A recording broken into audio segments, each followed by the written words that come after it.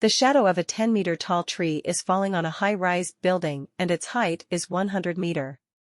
If the tree is 20 meter away from the wall, at what distance from the wall is the light source?